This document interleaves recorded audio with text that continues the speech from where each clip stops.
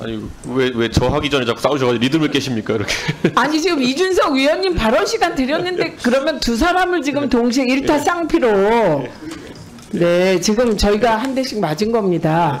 이준석 위원님 질의해 주십시오. 네 감사합니다 위원장님. 그 개혁신당 경기 화성을 이준석입니다. 우리 김태기 부위원장님 예. 제가 일전에도 그 방송 광고 시장 관련해 가지고 지금 방송사들이 굉장히 어려운 상황이다. 예. 그래서 방통위 차원에서도 이거 대책 마련에 국회가 공조했으면 좋겠다 말씀드린 예. 거 기억나시죠? 예. 그 일환으로 오늘 방송 광고에 대해서 얘기 말씀드릴 텐데요. 부위원장님한테는 이따 오후에 질의드리도록 하고요. 우선 그 민영삼 사장님께 질의 좀 드리겠습니다. 예. 우선 코바코 사장 임명되신 거 뒤늦게 축하드립니다. 예.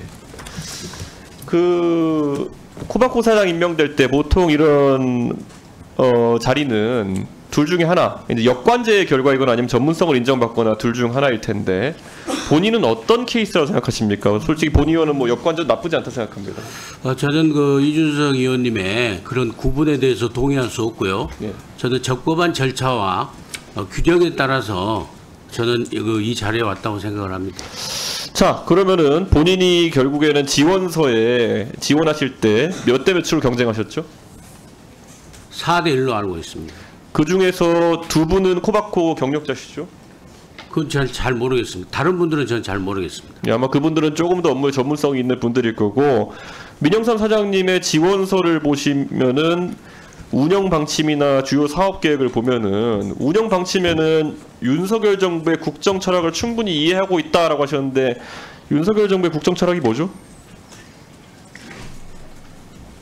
그건 그 정부 정책에 다 구현되는 걸로 보는데요.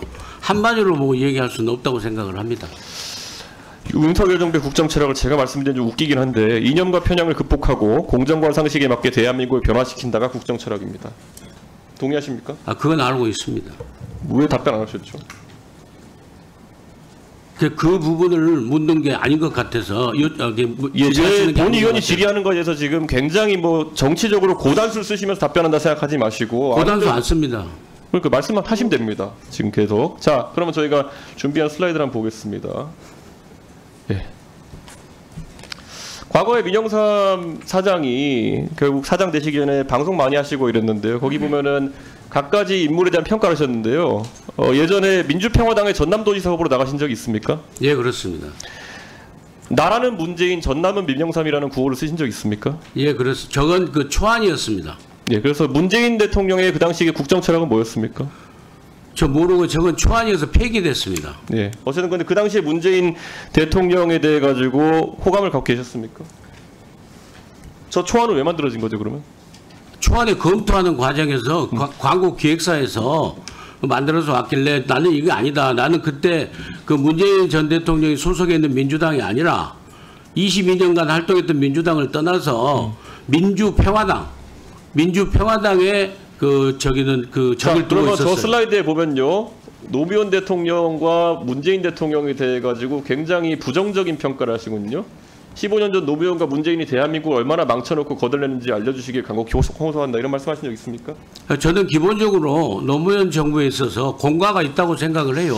저는 그래서 이번에 보면 예 알겠습니다. 예, 사장으로 지원하실 때 결국 뭐 아까 역관제 그 영역인지 전문성인지 모른다 하셨는데 제가 봤을 땐 전문성은 없으시거든요. 그래서 역관제 영역이라 생각하는데 이 부분에서 강조하신 것을 보면은 사실 정무적 역할을 강조하셨어요. 주요 사업 계획에 보면요, 구체적으로 뭐 하겠다보다 국회와 관련 부처를 설득하여 디지털 시대의 코바코의 위상을 확립하겠다고 하셨는데 노무현도 문재인도 부정하고 그리고 과거에 방송하신 거 보면 조국도 안 좋아하시는 것 같고 혹시 진보당 좋아하십니까? 누구요? 진보당은 좋아하십니까? 좋아하고 안 하고 제가 답변할 사항은 아닌 것 같습니다. 그럼 과거에 보면은 윤석열 캠프에서 활동하신 이력이 있다는 것이 이번에도 보도됐는데 윤석열 후보 캠프에서 어떤 역할을 하셨죠? 윤석열 대통령 후보 네. 캠프에서는 그 국민통합특보라는 직함을 가지고 잠깐 활동을 했었습니다. 며칠 만에 사퇴하셨죠? 네? 며칠 만에 사퇴하셨죠? 그 확실히 기억이 안 납니다. 나흘 만에 사퇴하셨습니다. 그때 어떤 발언 때문에 사퇴하셨죠? 그때 그냥 자진 사퇴를 했습니다. 어떤 발언 때문이 아니라. 이따가 나중에 다 띄워드릴 수 있습니다. 이준석 네. 사퇴해라, 이준석 무건수행해라 이런 말들 계속 올렸다가 윤석열 캠프에 실족되셨죠? 그건 그게 사퇴하고 연관이 되어 있는지는 모르겠으나 저는 제 개인 페이스북에 그 답변을 올렸던 건 사실입니다. 본인이 사퇴했는데 어떤 이유로 사퇴했는지 모른다고 말씀하시는 게 말이 됩니까? 그때 당시에 제가 사퇴한 이유는요. 윤석열 대통령 예비 후보가 원만하게 활동을 할 수 있도록 그 캠프에 그러니까 그 조직 활동을 이따가 위해서 제가 띄워드릴게요, 자진 그러니까. 사퇴한 거예요. 이따 이렇게 사고 쳐놓고 그다음에 사퇴하신 건데, 그런데 그 이력이 지금 사실 바탕으로 해가 정무적 역할 하시겠다 그러면은 노무현 문재인도 부정하고 개혁신당하고 이준석도 싫어하고 조국 대표도 별로 안 좋아하시는데 방송 보면은 그럼 누구랑 정무적 역할 하시려고 하시는 겁니까? 무슨 최근에 그럼 말씀인지- 한동훈 당대표에 얘기한 거 보면은 당대표 하려고 알랑방귀 끼고 거짓말한다, 위선자 이렇게 말씀하셨는데 누구를 설득해가 정무적 역할 하시겠습니까? 무슨 말씀하는지 저는 이해를 할 수가 없습니다. 다 띄워드릴까요? 이해를 할 수가 없습니다. 저는. 답변 못 하시겠죠. 정무적 역할 하시겠다 그랬는데 모든 정치 지도자를 비난했으니까 지금 뭐 역할 할 수 있는 게 없잖아요. 그거하고 코바코 업무하고 무슨 상관이 있습니까? 업무에다가 정무적 역할 하신다고 아니, 쓰신 내가 거잖아요. 전문성 그럼 한번 따져볼까요? 코바코는요. 방송 광고 관련해서 어떤 전문성이 있으십니까? 코바코는요. 기본적으로 어떤 회사냐면은요. KBS하고 MBC를 비롯한 방송 광고 판매 회사예요. 기본적으로 광고 회사도 아니고 광고 기획사도 아니고 그러니까 무슨 전문성이 언론사도 있으시냐고요. 아니고 그러니까 방송 광고를 판매하는 그러니까 그게 이런 무슨 영업 전문성이 활동을 하는 있으시냐고요. 그 조직체를 잘 관리하는 게 가장 중요한 자, 그럼 전문성이에요. 기업을 경영하시고 관리하시는 걸 또 그럼 잘한다고 주장하시는 건가요? 그건요 하루아침에 증명될 수 없잖아요. 앞으로 제가 재직하는 지원서에 동안에 뭘 쓰시고 뭐 때문에 되신지도 모르시는 거잖아요. 재직하는 그러면은. 동안의 성과로서 예.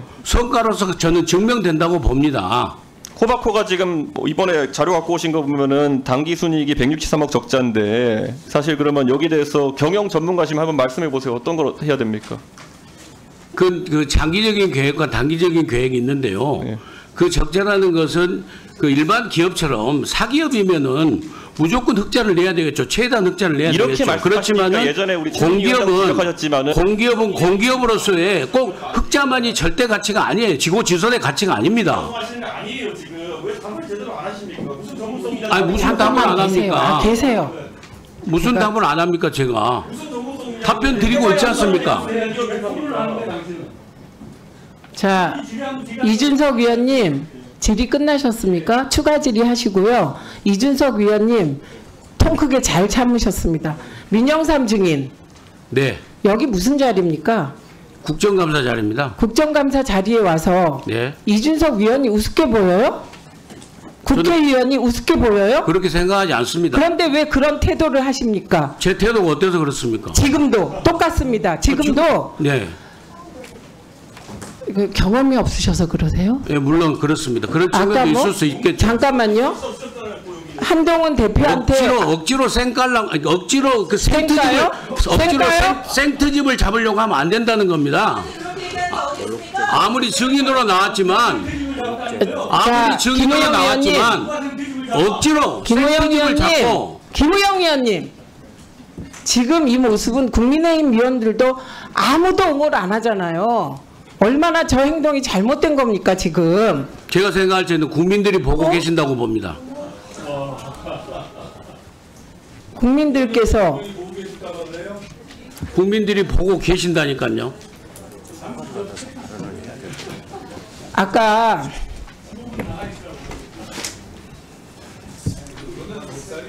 아니 근데 박충건 의원님 옹호해 보세요. 저 태도. 아니 지금 잠깐만요. 우리가 지금 저 태도를 옹호할 수 있는 국민의힘 의원들 아무도 안 계세요. 저런 분은 처음이잖아요. 지금 처음이잖아요. 그리고 이준석 위원님이 굉장히 잘 참으셨습니다. 예, 그리고 지금 김우영 위원님이 그걸 문제 제기하는데 거기에 대해서 김우영 위원님에 대해서 문제 제기를 하면 그건 증인을 옹호하는 것이죠. 그래서 지금은 그런 상황이 아닙니다.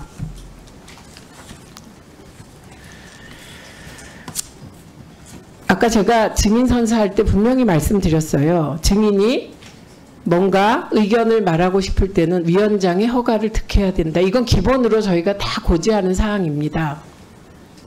그런데 제가 지금 이준석 위원과 민영삼 증인의 질의응답 과정에서 저로서는 이준석 위원께서 어떻게 저렇게 참으시지?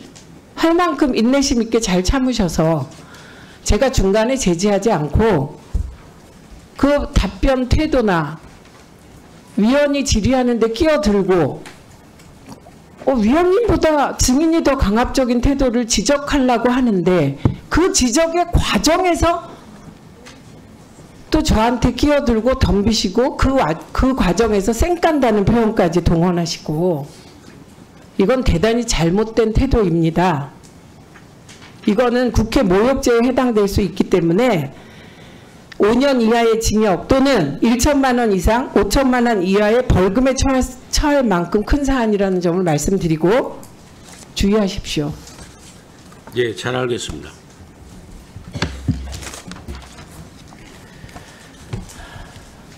국정감사를 잠시 중지하고 지금